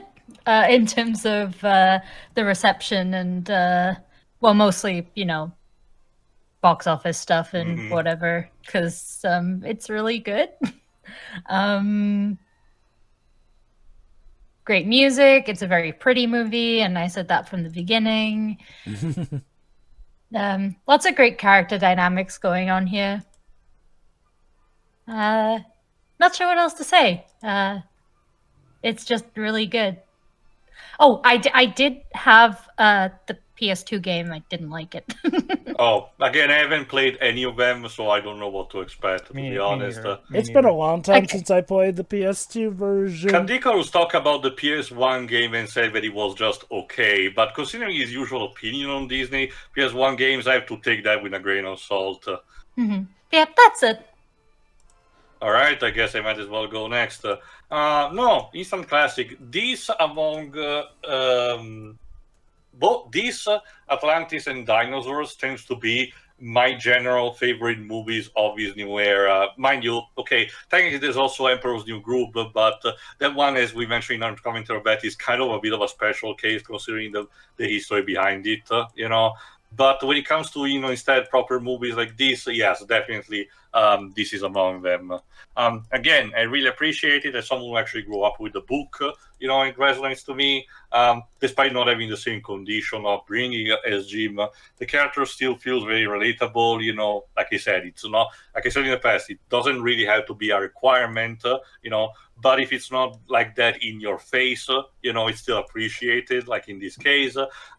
Even some of the plot narrative elements, like say, the misunderstanding, potential breakup and everything, are not done in a way that is obnoxious or, page breaking, like it happens in so many movies. Like I could have easily seen a worse type of script banking on the misunderstanding of Jim possibly killing the first mate and and this having to hinder the relationship going on, for the entire journey. But again, this instead manages to be a fun adventure with the characters, and the locales that are explored.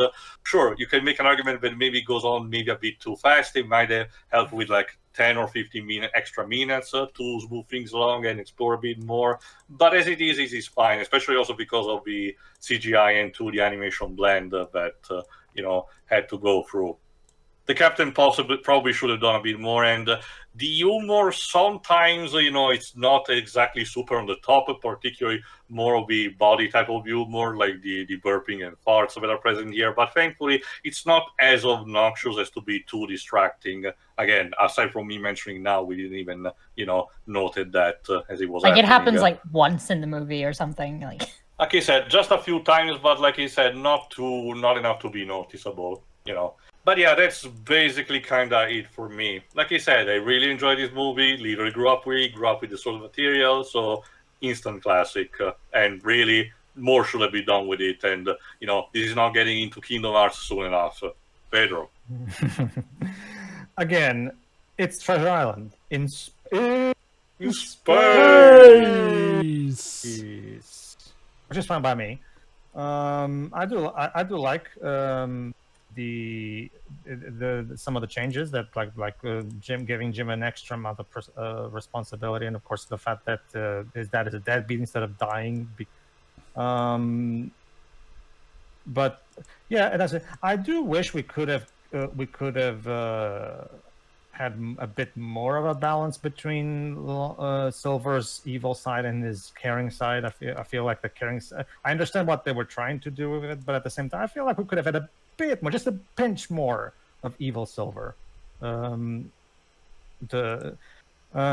that's it. That being said, the movie still captures the heart of the source material really great.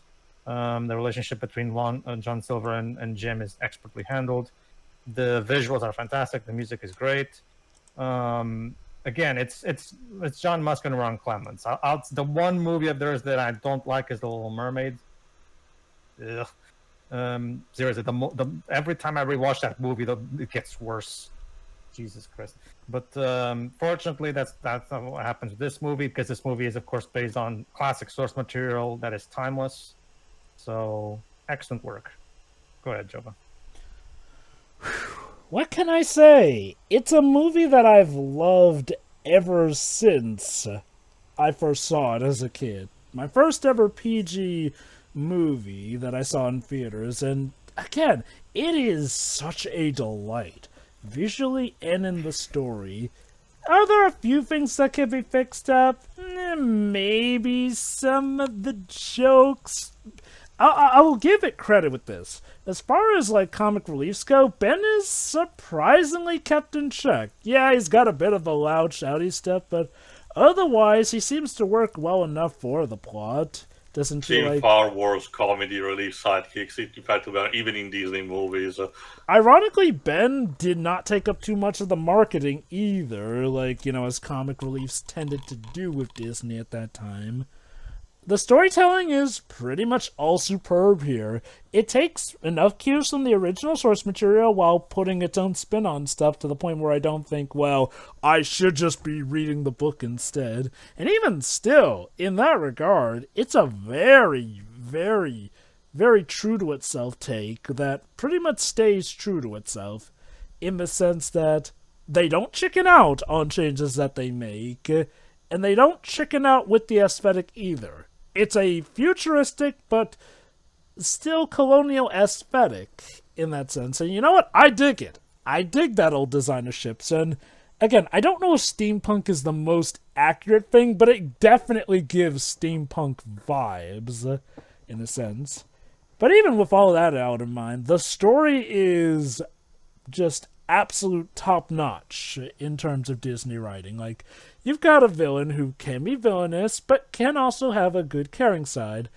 Maybe they chickened out a bit on making Silver as villainous as they could, but Silver is a character who's had countless takes, so I'm a bit more okay with this in the sense that this is what they wanted to do with him, and making him more villainous may have also compromised Jim's own arc, given how this is possibly the first time Jim specifically had an arc about, learning to be a more responsible and authoritative lad, essentially. Like, here, Silver's done enough good that I guess it doesn't feel wrong that Jim lets him go. Might have been them also making rooms for that sequel, which, again, would have included Jim and Silver going up against a power mad captain played by Willem Dafoe. Why did you let that idea die? Especially after they gave Atlantis a sequel, although, then again, given how the Atlantis sequel went, maybe that was a blessing in disguise? Who knows?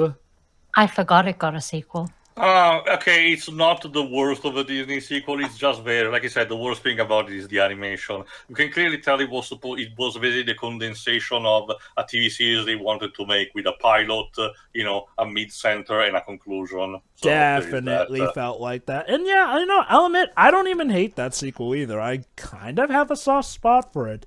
But I'm guessing that, people would really not have liked the downgrade in animation that a Treasure Planet direct-to-video would have gotten. Because, I will say this.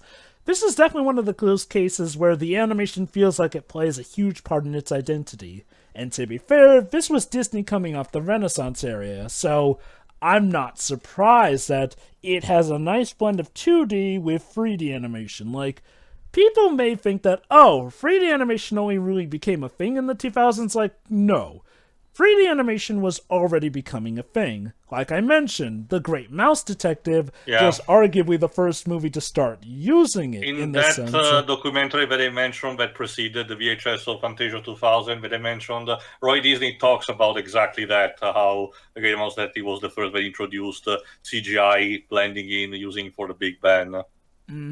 Yeah, and as you know, Renaissance Disney films took this to an absolute pinnacle, like some of the massive scenes from Lion King, the Cave of Wonders in Aladdin, and of course, the ballroom scene from Beauty and the Beast, and so on and so forth, essentially. I'd say Treasure Planet feels like the pinnacle of that idea, blending in 2D animation with CGI in that regard, and it did it so marvelously that I can definitely feel like something would have felt lost in a sequel that didn't replicate that. Which is why I do hope that, for all the things that they have been giving second chances, that they let a sequel to Treasure Planet maybe become a thing in future. I mean, it's a long shot, but hey, nobody would have expected Hocus Pocus to get a sequel, and here we Honestly, are. again, Jovah, during these years, the years where this came out, where the direct-to-video Disney sequels happened, the mentality behind it was so chaotic and bizarre. I don't even know if the idea was considered in the first place, because we did got weird sequel that nobody was asking for, like The Fox and the Hound, for example. That one was a is thing. baffling as shit. Trust me, That one is so silly. and yet stuff like this or anything to Alice in Wonderland did not even got considered as a result. So again, chuck it up to weird mentality that Disney was having, and after Little Mermaid 3, someone and finally barged in and said, "Enough, cease." That was John Lester that did that. To be fair, there were apparently some other direct-to-video sequels in mind before, Lasseter put an end to that, which I guess that's one There thing. was actually a trailer for a Dumbo 2, but that movie got God, They were going to make a sequel to Flipping Snow White. Like, keep in mind, the only sequel that they were resistant against making a sequel to at the time was Sleeping Beauty, because Sleeping Beauty was, like, the thing that they were most protective of for some reason. They still technically kind of made it. In the most highest of technicalities, and apparently that thing being made was what basically made Lasseter go, okay, enough of these, we're putting a stop to them. Like, so, geez, though, like, they were really protective of Sleeping Beauty for some reason. But yeah, no, Treasure Planet. And again, from what I've heard, it sounds like the sequel was going to be theatrical, or at the very least have the involvement of the original directors, so maybe it would have been different. And to be fair, there were some direct-to-video sequels which did turn out to be great. Lion King 2, Cinderella 3, though I'll admit the great ones were kind of far and few between. But I digress. Treasure Planet, at least now, has a very, very, very good legacy. And honestly, again, I have to wonder, would it have done much better in a day and age like now, where people are hungering for that 2D animation, especially in Disney films? I mean, when you get down to it, it kind of is everything that people, are asking now for Disney, a return to 2D animation, toning down the musical stuff, but without scrapping completely, instead having, a montage type of, background music, and a villain that, that is complex without having to be completely masterstrolley and being poorly written. So yeah, it kind of has everything that they're wanting. Yeah, again, I'm hoping maybe someday Disney can give a resurgence and another chance to the Treasure Planet franchise, but for now, I'm at least glad that in spite of the hardships it's gone through, it did manage to eventually get something of a happy ending by getting, I'll be honest, all things considered, a pretty good legacy. It's regarded positively, it has quite a lot of fans these days, and it's become a lot more well-known. This might be due also partly to Disney Plus making it a lot more accessible in that regard, but hey, I'll give them credit. They gave it the Blu-ray treatment earlier than a lot of other projects, too. And Jim also did show up in Once Upon a Studio, so, again, it's another thing. It's worth remembering that, the studio doesn't even forget, even, some will be considered, the black sheeps of their history. Again, that short even had the Black Cauldron representation in it. That has to count for something. Lord knows it does. Well, we're apparently getting a Black Cauldron adaptation. A live-action remake. All right. Do you want a live-action remake of this? I mean, look! We already had a live-action movie of the 50s. Like I said, again, making a live-action remake of this would be just redundant at this point. Which is exactly what's happening with Moana. Thanks, Dwayne Johnson, The Rock. But we're digressing. I'll just say, I personally would not mind a live-action Treasure Planet if it means that the franchise will get more attention, but I do want it to be good. That being said, this was Treasure Planet, folks. I hope you enjoyed it as much as we did. Tune in for what I do for my birthday next year, and maybe it won't be Treasure Island or pirate related. Maybe. Yeah. Nah, you got to keep this a thing. See ya. Yeah.